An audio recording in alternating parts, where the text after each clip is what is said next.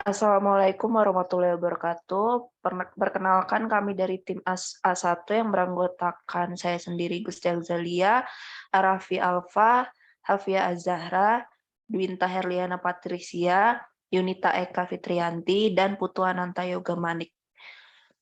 Jadi di sini kami akan mempresentasikan hasil kerja kami yang berupa aplikasi penyedia jasa dengan nama Tukangku. Next. Untuk yang pertama, kami akan membahas tentang latar belakang mengapa dibuatnya aplikasi tersebut. Next. Jadi untuk latar belakangnya itu sendiri, banyak orang yang kesulitan dalam mendapatkan informasi mengenai pertukangan ketika membutuhkan jasa tukang seperti untuk memperbaiki suatu kerusakan dalam kos, melakukan cat ulang, ataupun renovasi rumah. Biasanya masyarakat mendapatkan informasi tukang dari kerabat yang sudah pernah memakai jasa tukang tersebut. Namun akan sulit bagi orang yang tidak memiliki kerabat yang kenal dengan tukang. Jadi dengan adanya aplikasi ini, orang-orang yang membutuhkan layanan dan jasa pertukangan dapat dengan mudah mencari tukang lewat aplikasi secara online. Selain itu, tukang yang membutuhkan pekerjaan juga dapat mempromosikan dirinya melalui aplikasi sehingga lebih banyak orang yang mengetahui jasanya. Hal ini juga akan membuka lapangan pekerjaan untuk tukang-tukang yang membutuhkan customer. Next.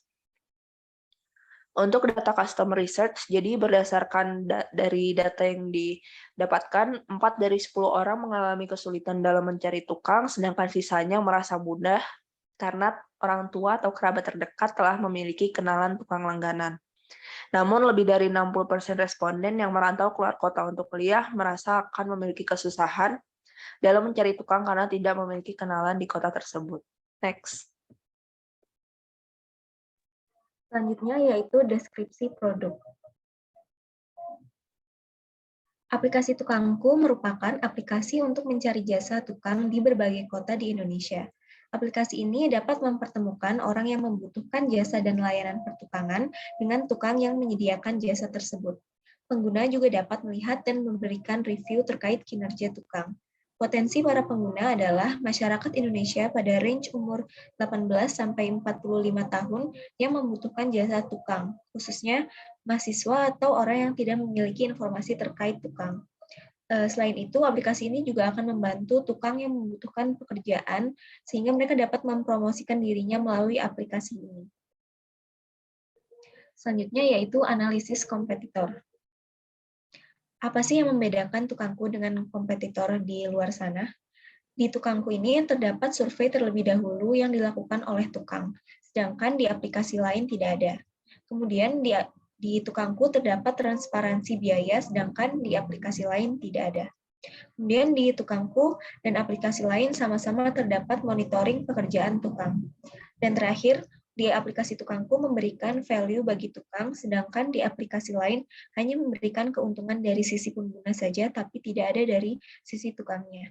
Salah satu keuntungan bagi tukang tersebut adalah adanya bonus bagi tukang serta komisi dari jasa tukang yang tidak terlalu besar. Selanjutnya adalah target pasar dari aplikasi Tukangku. Next. Nah, target pasar dari aplikasi Tukangku ini adalah pada range usia 18 sampai 45 tahun atau lebih yang memiliki pekerjaan sebagai ibu rumah tangga, mahasiswa ataupun karyawan yang berstatus baik berkeluarga ataupun belum berkeluarga. Next. Selanjutnya ada fitur produk dari aplikasi Tukangku. Yang pertama, layanan yang disediakan oleh Tukangku terbagi menjadi dua. Yang pertama adalah layanan home maintenance. Home maintenance adalah jasa pemeliharaan rumah seperti jasa perbaikan toilet, keramik, atap, pipa, listrik, AC, dan yang lainnya. Selanjutnya ada layanan build and renovate. Build and renovate adalah jasa pembangunan rumah dan renovasi bangunan seperti pembangunan pagar dan taman, ruang tamu, seluruh bangunan, dan yang lainnya. Selanjutnya ada fitur-fitur yang terdapat di aplikasi Tukangku.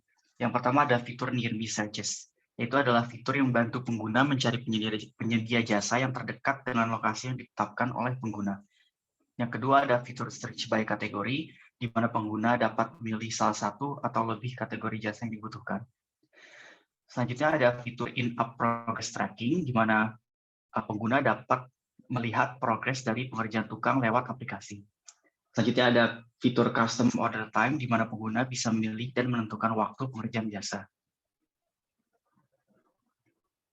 Selanjutnya ada fitur user feedback, di mana pelanggan dapat memberi penilaian berupa rating dan pesan kepada penyedia jasa tentang pekerjaan yang mereka lakukan. Selanjutnya ada fitur pay by progress, di mana pelanggan dapat melakukan pembayaran bertahap sesuai progres pengerjaan jasa. Selanjutnya ada fitur provable guarantees, di mana pelanggan dapat jaminan uang kembali apabila layanan yang disediakan oleh tukang tidak sesuai atau tidak selesai. Selanjutnya ada fitur newsletter notification, di mana aplikasi dapat memberi notifikasi ke pelanggan yang berisi promo tukangku dan atau tips and trik seputar tukangan.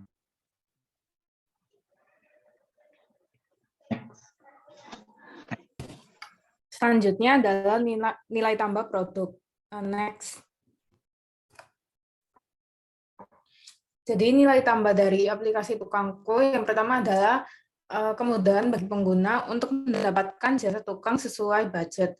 Jadi di aplikasi ini pengguna dapat bernegosiasi secara langsung dengan tukang terkait tarif yang diperlukan. Nilai tambah yang kedua adalah adanya jaminan terhadap kualitas dari tukang. Kualifikasi dari tukang sendiri dapat dilihat dari portofolio dan review tiap tukang yang tersedia di aplikasi.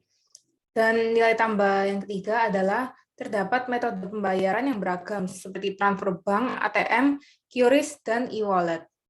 Next. Selanjutnya adalah roadmap pengerjaan aplikasi tukangku. Next. Yang pertama adalah product ideation.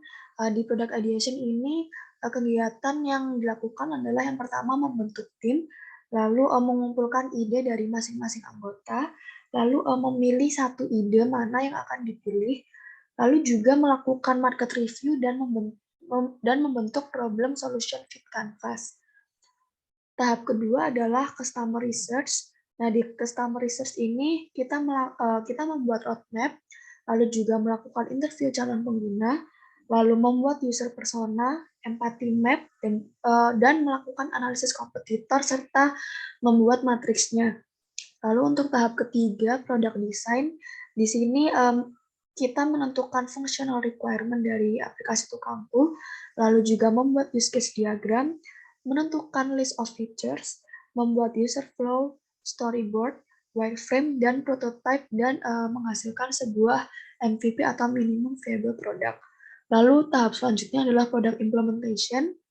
Di sini kita melakukan pengembangan, testing, improvement, dan juga menghasilkan final product dari aplikasi tukangku. Lalu tahap yang terakhir adalah product launch. Di sini kita melakukan launch preparation, launch product, dan juga ongoing support. Next. Oke, selanjutnya saya akan menjelaskan revenue streams dari aplikasi tukangku. Next. Oke, sebelumnya revenue streams merupakan suatu aliran pendapatan dari perusahaan atau organisasi yang didapat dan terdiri dari pendapatan berulang, pendapatan berbasis transaksi, proyek bahkan layanan. Di mana sumber-sumber pendapatan ini berfungsi sebagai pengisi kas suatu perusahaan, baik secara langsung maupun tidak langsung. Pemasukan yang didapat untuk aplikasi tukangku diperoleh dari komisi tukang dan juga biaya pemesanan atau administrasi layanan, di mana total biaya dari yang dibayarkan oleh pengguna terdiri dari ongkos jasa tukang, serta biaya admin, dan juga ongkos tukang tersebut nantinya akan dipotong oleh komisi sebesar 10% untuk aplikasi. Revenue stream lainnya adalah dari investasi yang dilakukan oleh proses bisnis. Next. Nah, berikut adalah prototipe aplikasi pengguna dari aplikasi tukangku, dan prototipenya dapat diakses melalui link yang tertera. Next. Selanjutnya, kami juga membuat prototipe untuk aplikasi tukang pada aplikasi tukangku, yang prototipenya bisa diakses pada link yang tertera. Next. Baik, sekian presentasi dari kelompok kami. Kurang lebihnya kami mohon maaf. Saya tutup. Wassalamualaikum warahmatullahi wabarakatuh.